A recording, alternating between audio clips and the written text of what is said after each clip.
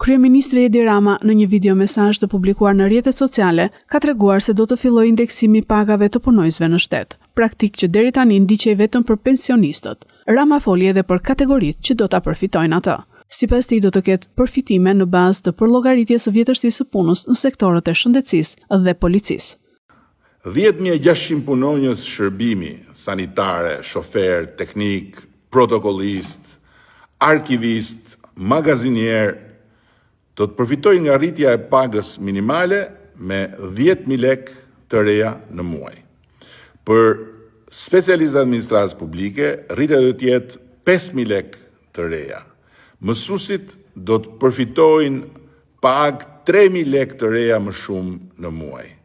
Për herë të parë në sektorin e shëndetësisë, përveç indeksimit vjetor, do të fillojë dhe llogaritja e vjetërsisë në punë, që do të thotë si mesatare për mjekët e përgjithshëm nga 131.700 lekë në 143.500 lekë të reja në muaj, për mjekët në spitale nga 174.000 lekë në 186.000 lekë të reja në muaj, për infermierët nga 87.000 lekë në 92.500 lekë në muaj.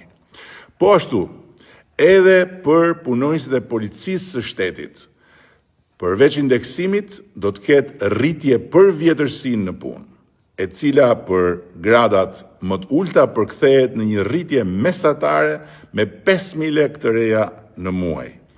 E thënë ndryshe, për një punonjës me vjetërsi mesatare 15 vjet, sipas gradave, pagat rriten si më poshtë. Për inspektorët e thjesht, nga 80.500 lekë të reja në 84.500 lekë të reja, plus shtesa për kushtet e punës dhe ushqimit, që e çon pagën mesatarisht në 100.000 lekë të reja. Për nënkomisarët, paga do të rritet nga 95.500 në 101.000 lekë të reja, e cila me shtesën për kushtet e punës dhe po ashtu për ushqimin shkon në 116.000 lekë të reja. Për komisarët nga 105.000 në 110.600 dhe me shtesën për kushtet e punës plus për ushqimin shkon në 125.600 lekë të reja.